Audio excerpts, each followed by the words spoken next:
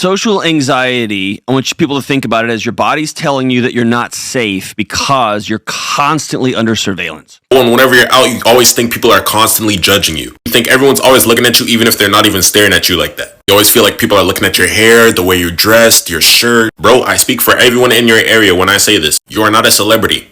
You are not going to be judged like that. So one of the reasons why you have social anxiety and why you get so nervous in social situations is because at one point in your life, you were taught that it was not okay to be yourself. You developed the belief that being yourself wasn't enough. 7 subtle signs of social anxiety. Number 1, you make yourself smaller in social situations. In social situations, you might physically hunch your shoulders, avoid eye contact, or try to occupy as little space as possible. This is a subconscious response aimed at directing attention away from you. You believe that if you just express yourself authentically.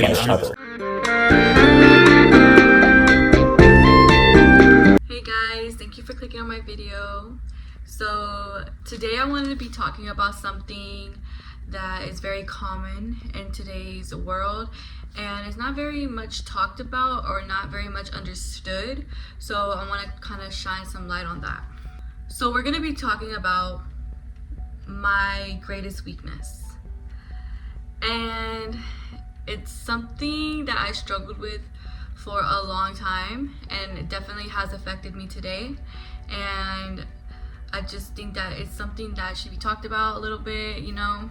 I am an open book, so a lot of people that I was once friends with already knew this about me because I made it known. But yes, this didn't really affected me and my personality or stuff like that. It just mostly affected my social setting. So my greatest weakness is or was that I had social anxiety, or have it still, I'm not sure. And I was never diagnosed it. It's just kind of common sense, you know. But this is just to like spread some light on it. Like, I am not fully educated on this topic. I just know from what I know and from what I searched up, and you know, kind of connect the dots, you know. All right, let me stop saying you know. So first I'm going to explain a little bit what social anxiety is, but from the internet point of view, and then I'm going to give my personal experience about it. So the first question is, what is social anxiety? So the internet definition of social anxiety is a chronic mental health in where social interaction causes irrational anxiety, which basically is very generalized and makes sense. So yeah, it's basically that. You have really bad anxiety in social settings and you just, you know, can't really get a hold of yourself for some reason. People might also experience psychological depression or fear, or they get like heart palpitations, or they sweat, or they just get real nervous like feeling, you know? So internet version says that what triggers social anxiety is events that you don't feel ready for, that you feel criticized for, humiliated, or having other fears or worries can make it worse. Who is the most prone to social anxiety? And my notes say right here, children who experience teasing, bullying, rejection, ridicule, or humiliation. Basically, people who have more negative events in life, such as family conflict, trauma, or abuse.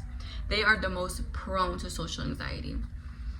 Now, I will say I had a few of those when I was younger. And yes, I know for sure that those events are what caused my social anxiety. Like, I know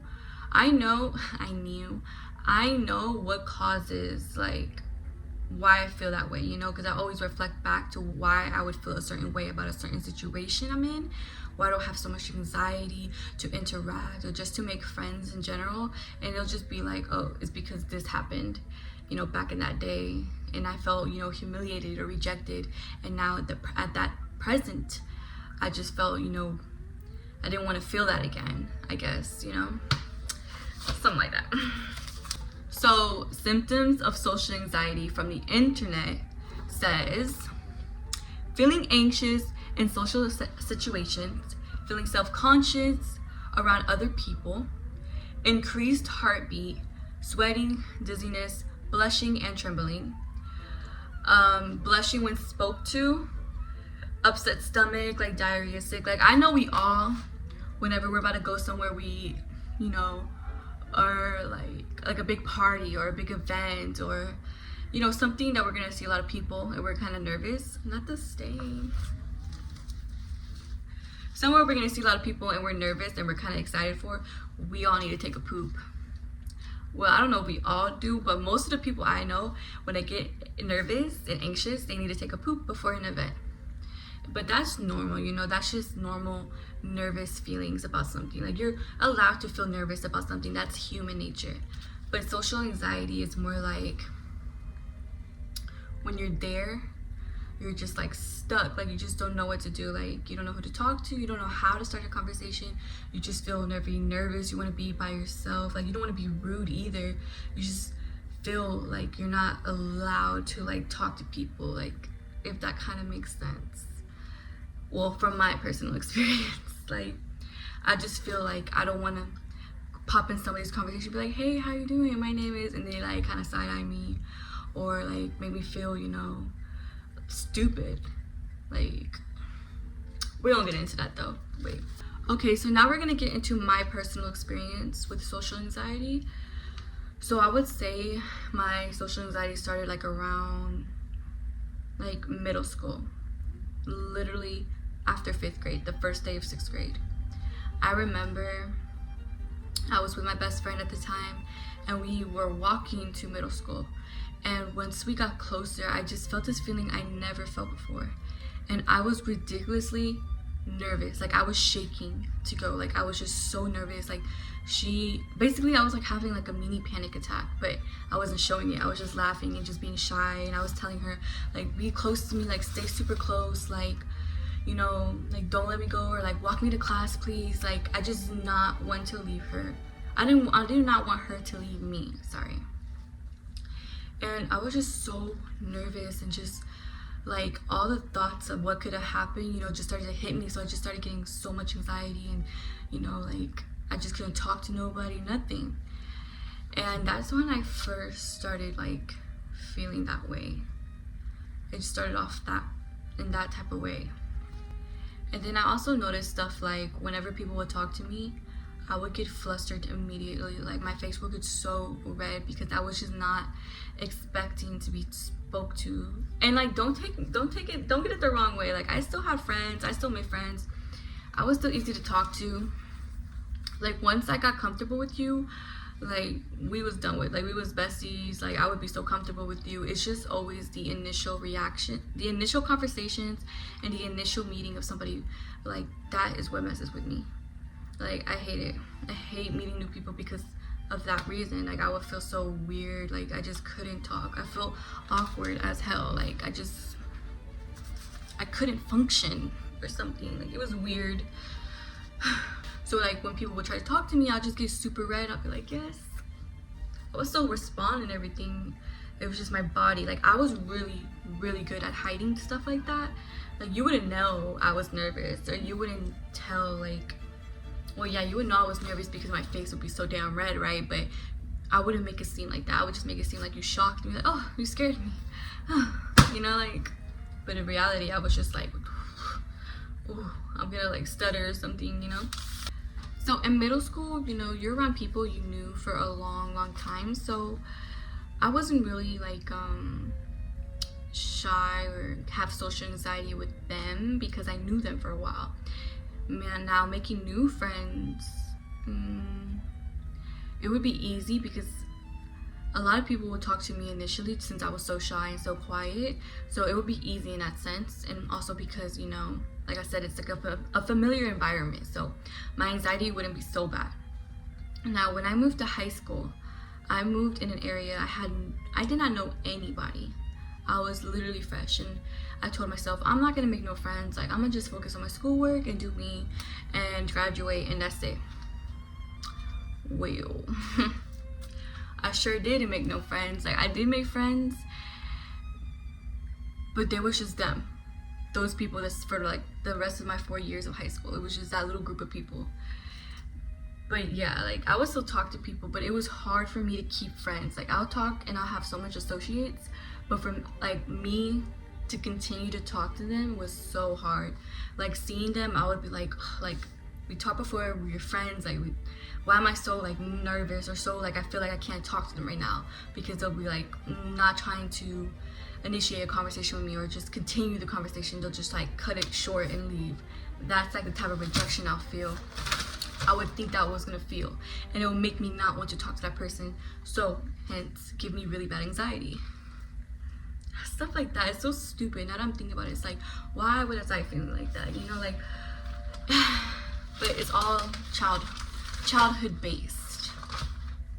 It would make it hard for me to join like sports and clubs because you have to socialize, you have to do things socializing with people. Like in PE, I was a loner. I would always run my laps alone. When they'd be like, oh, some people get a partner, I would literally be the last person to get a partner, because I would not choose anybody, or I would not be looking for anybody. For me, it would be like whoever's last, I'll be partners with them. I don't care. Like, I don't care who's my partner, because like I said, it was really hard for me to make friends. Not that I wasn't friendly. I guess I was very intimidating, and I was also intimidated by people, you know? So also like having social anxiety would make me hard to progress in things. Like I would be so scared to go after like classes that I know I can like achieve in, but it has a lot of talking in it, so I would not go because of that reason. I remember like I would skip classes in high school because of the fact that it was just very intimidating for me. Like I just didn't want to speak. Like I felt like if I was scared to get called on and not know the answer of something. Like it was stuff like that, like that would make me have really bad anxiety. I was scared of being like disappointing my teacher and stuff like that, because during those times I would skip a lot because of my social anxiety. And like going back and they're like, where are you? You have like a lot of mixing work. And then they would be talking mad smack about people who like skip and stuff. But it was literally because of my anxiety. It would be so bad. I would just hide in the restroom and stay there the whole period, like just doing work for other classes. But it was so dumb. I like also like it made me never ask for help. Like I had anxiety just to ask for help. I had anxiety going to the store alone.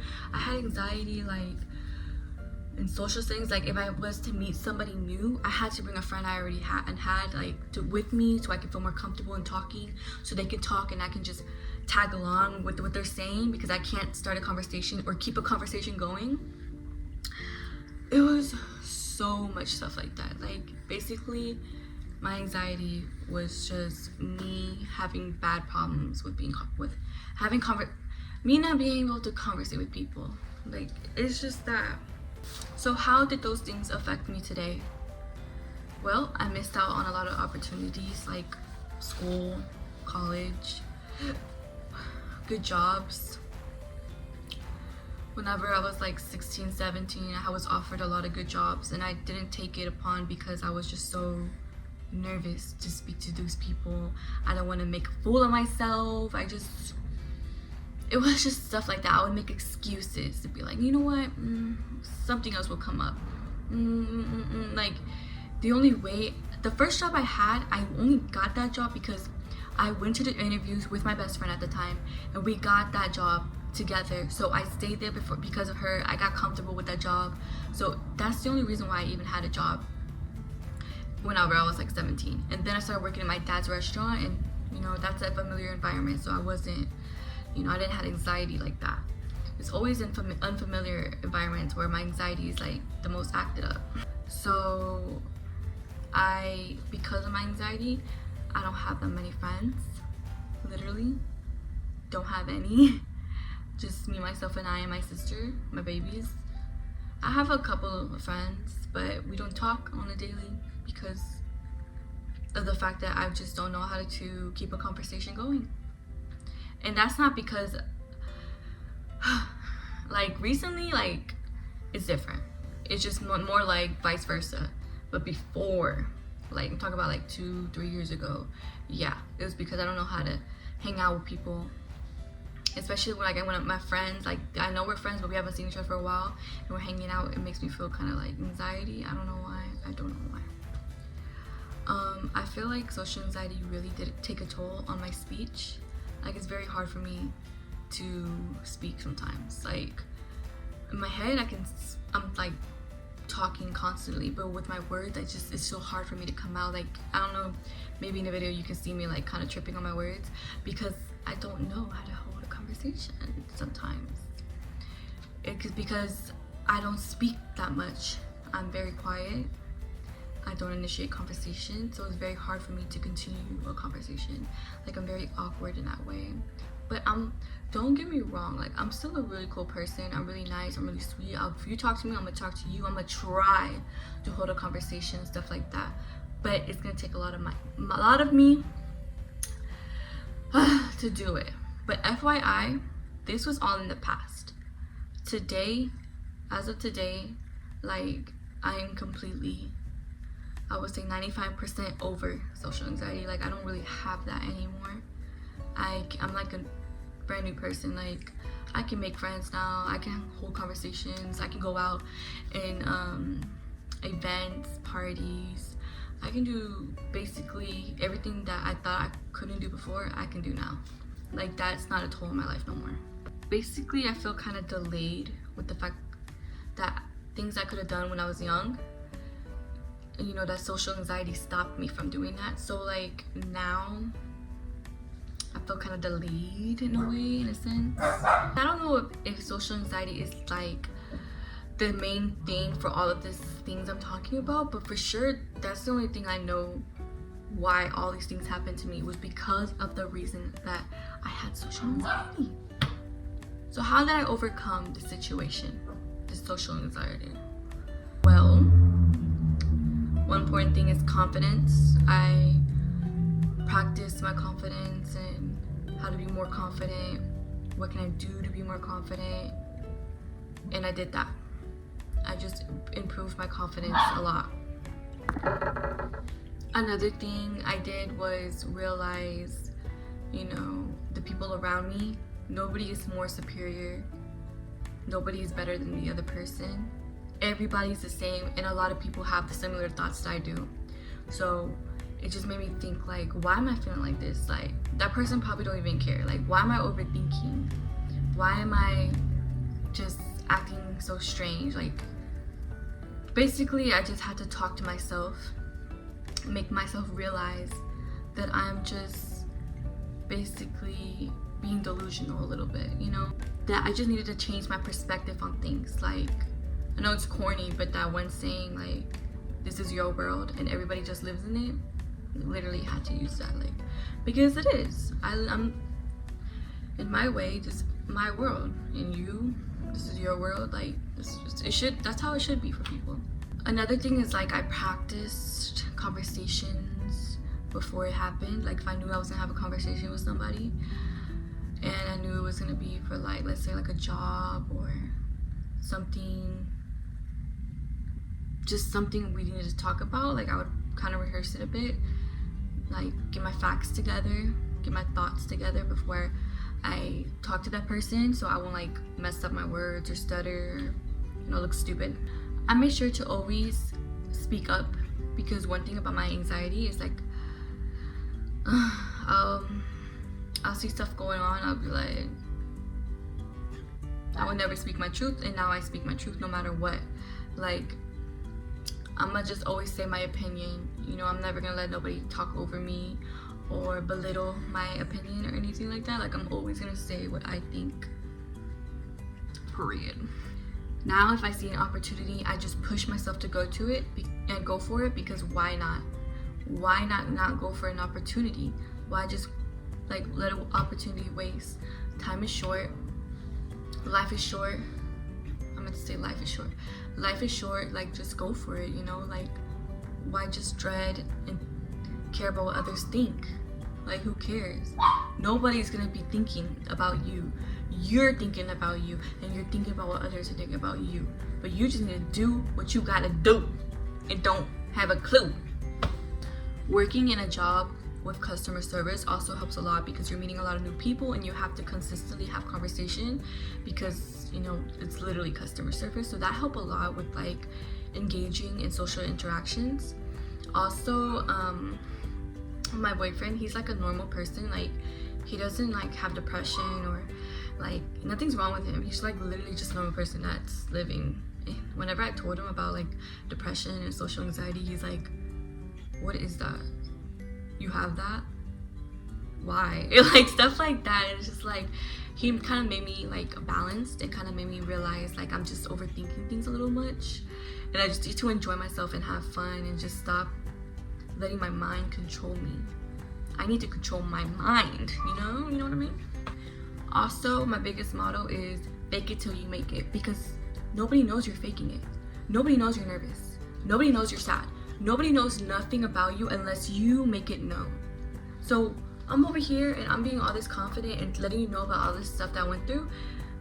And then, I go inside and I'm like all shy and timid and this and that. But like, you wouldn't know that, right? You wouldn't know that because I'm not showing it. Period. I also work out. I have mannerisms that helps me a lot because you're engaging, like, oh, thank you, have a nice day, oh, nice to see you, hello, how are you? Like, it's, for me, I get so anxiety seeing the neighbors, like when we're like walking and we're knocking like across each other from the road and I have to say like, hi.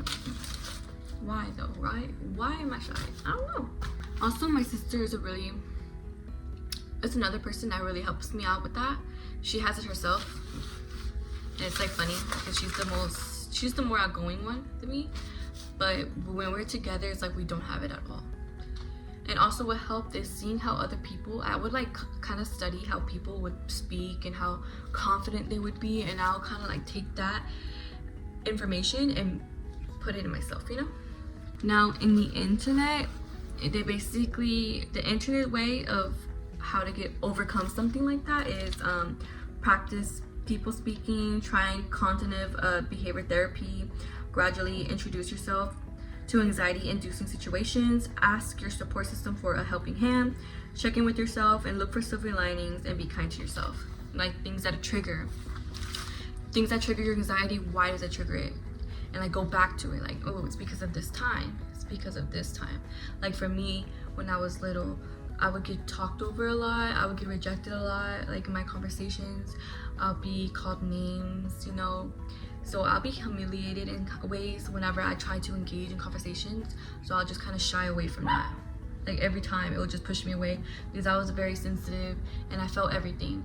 And I was very mature for my age, always. So that made me feel weird. I felt rejected, I felt humiliated, and it really affected me. Okay. Social anxiety is always overlooked. Is always has like a common misconception that someone could be faking it. And I mean, you wouldn't know that, and if they feel anxiety, they feel that, But yeah, like I get that, like some people be like, oh, I have social anxiety, like it's really hard for me, I'd be twitching. Like no, it doesn't work like that. It's all brain and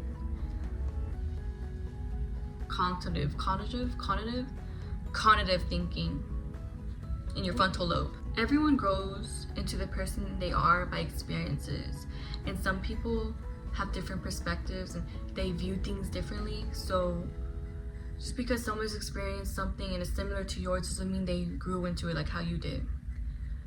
Everybody thinks differently. Everybody has different traumas, different views of life, so it might take others longer to grow out of that mindset. Like for me, I felt like having social anxiety was a little bit of a mindset, and I grew out of that, and I kind of fought against that mindset and made myself a better person. Yeah, I get nervous time to time and stuff like that, but now I don't let that affect me though. Like I don't let me being nervous affect anything. Like I feel like that is in a lot of young kids, like having social anxiety and not being able to speak up for yourself. I met a lot of shy people like that could barely even speak when their name was called. Like they would just like zone out, and like I get them. I would always get them like, yeah, girl, I feel you, but I couldn't do that. I was a little bit more stronger minded than that. It's about stronger mindset. But anxiety is real. It is a real thing. People have it. some people respect that. I mean, some people, like, they understand that, and when their friends have that, they help them, you know. Like, I love to see that. I love to see people helping people whenever, because my friends would help me. They would come to me with this, they'll come with me to the store, they'll speak up for me. Like, they helped me a lot too, you know. I believe it can be overcome. I believe that people can be stronger and overcome something like that. It's just like it's just so stupid sometimes whenever you be like, oh, I can't believe I was shy because of that, you know. But yeah, that is my greatest weakness, or was my greatest weakness. And all I gotta say is just be kind to people, because you don't know how it can affect them in the long run. Because people affected me in that way, and it messed me up, and now I'm normal again. And now I'm a mom, so of course I don't want to show that to my kids. I want to be stronger than that. And so I am. But yes, thank you for tuning in and seeing what my greatest weakness is. Hopefully y'all watched the whole video. I know I was yapping a lot, but you know, people need to hear stuff about this, you know. They need to know that you're not alone. But yeah, thank you for watching. Subscribe, please. Please subscribe. And yeah, thanks.